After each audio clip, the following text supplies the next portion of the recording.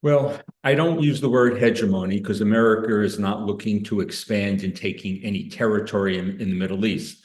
When America is at its best, it is acting as a stabilizing force, supporting allies and confronting adversaries. America's biggest adversary in the region that destabilizes the situation is Iran, which is a neighbor of Iraq. And Iran has been trying to influence Iraq and control it through the government and militias now for quite a long time. And so Iran is a player that, if the regime remains the same, will be a danger for the whole Middle East and for all of America's allies. If Iran and the people of Iran can rise up and take control and have freedom and fight against the influence of tyranny, then the region will be more stable. So from America's point of view, we would like Iran to be different. We would like Iran not to be invasive, expansionistic. They are the hegemonic power in the region, and they are the reason, the number one reason for the fights between Israel and Hezbollah, Israel and Hamas, Israel with Palestinian Islamic Jihad, the Houthis, and with Iraq. And Iraq government has allowed militias to attack Israel, which is against American national foreign policy interests.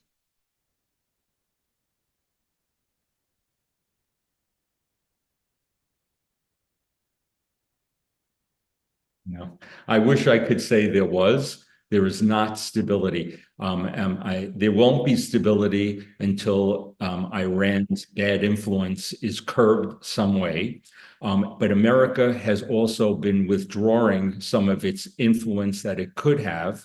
The answer, unfortunately, in the Middle East is that when your policy, as the Biden administration's is, which is de-escalation, it is looked upon by Iran and its allies, its proxies, as weakness.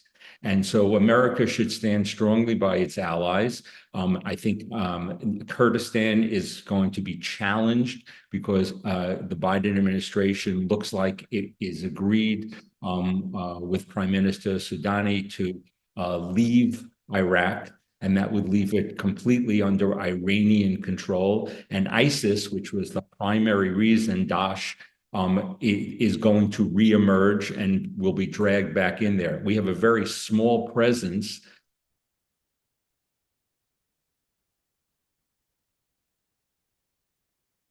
No, I don't agree with that. The Biden administration is not the problems of the Middle East. The problems of the Middle East are within the Middle East. The problems of the Middle East are Iran and Hezbollah and Hamas and the Houthis. That is where the problems are of the Middle East. The United States, for good or for not, has not been able to control or to influence them because you have a axis of resistance that includes North Korea, China, Russia, and Iran doing everything it can to destabilize the region and push the United States out.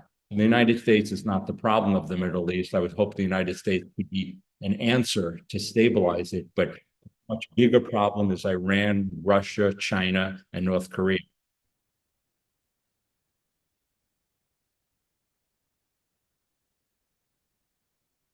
No, remember, America is a democracy. We change administrations every 4 to 8 years, and things have changed.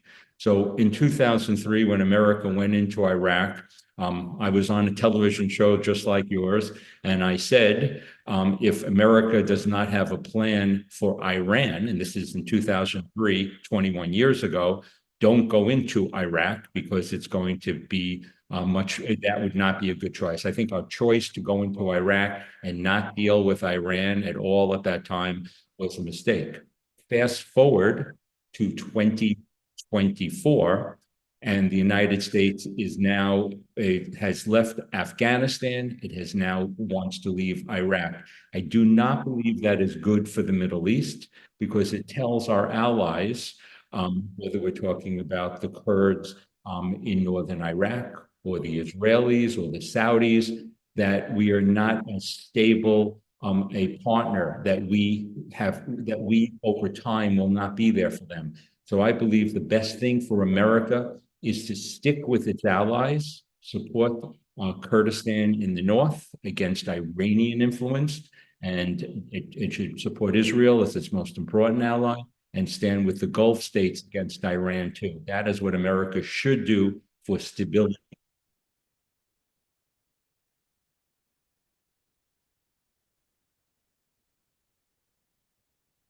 It should. Iraq is vitally important for its stability. Unfortunately, the Iraqi government is weak, and it has allowed Iran to infiltrate both in the government and having the militias incorporated into the army. The Iranians, they are more than happy to fight with Arab blood, and that is what the Iraqi people need to realize, that they are more than happy, the Iranians, to use them and not put their own people in harm's way.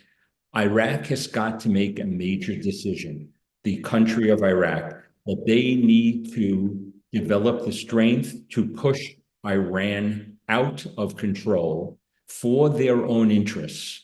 And whether we're talking about Iraq below in the center and the south, or we're talking about Iraq and Kurdistan, Iran is a negative, malign influence on them.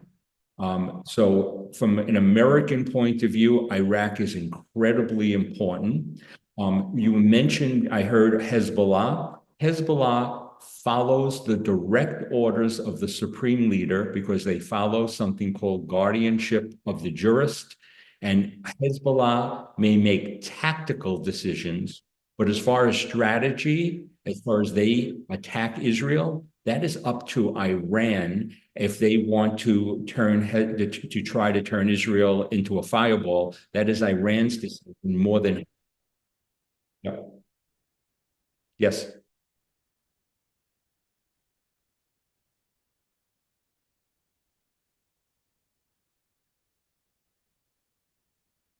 Yes. Listen, well, Saddam Hussein is not there anymore. And what he did to the Shiites was horrible. And so the Shiites of the Arab Shiites of Iraq, what were welcomed, if you will, the United States to be there. But then you developed a sectarian war between the Sunnis and the Shiites. And the Kurds, of course, in Kurdistan were involved, and it turned it into a major calamity of a civil war. America left after 8 years in 2011, but that maybe laid the foundations for the rise of Daesh, and America had to return with Operation Inherent Resolve to come back there to combat ISIS. And Iraq is a weakened country because of what's gone on there for the past 21 years. But America can't. Yes.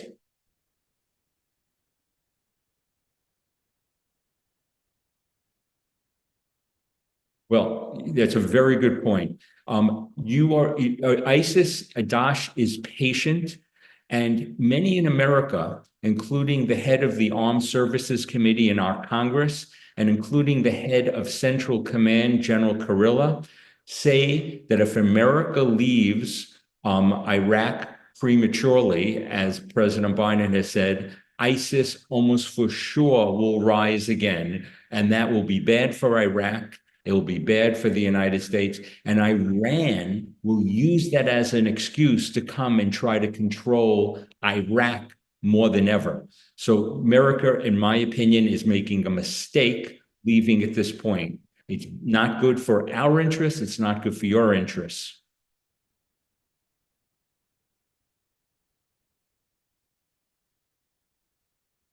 So the information is that sometime the first places America will leave will be in Western Iraq from air bases that are there and from the areas around Baghdad, and in the year 2026 to leave from Erbil. That is what has been agreed and been discussed. it is unsettling to me because just this earlier this year in the winter, the Pentagon said that America wouldn't be leaving. But now, for political reasons, it appears that America will leave. This is not good for any place in Iraq because the two things that will happen, number one, is there'll be the rise of Daesh. Number two, there'll be the increase of Iran coming in. And the last thing that you want when you have instability is the possibility of Iraq breaking down and having any types of civil wars again between Sunnis and Shiites and Kurds again. That is not in your interests. If the interest for Iraqis, no matter where you are, you're living in the legacy of what the British and French did after World War I for their own interests in dividing up this region and creating an Iraq of peoples who really don't necessarily want to be together, the Sunni, Shiites, and Kurds being forced together. And people look at it when they're in the United Nations talking today to keep Iraq whole. And there are internal divisions there, but I think Iraqis have to come. Yes. Um, as far as withdrawing American troops from Iraq, I think both administrations, whether it be a Trump administration or a Harris administration, I think they both are going to want to do that. As far as the relations from America to Iran, I think they likely will be different. The Biden administration, and will be a continuation with the Harris administration, will continue to likely reach out to the Iranians and be very disappointed because the Iranians have no interest in being appeased by giving sanctions waivers. Unfortunately, my country has not been enforcing sanctions on Iran, which has allowed them to give money to those militias that are destabilizing your country and destabilizing the Middle East, like Hezbollah and Hamas and Palestinian Islamic Jihad. So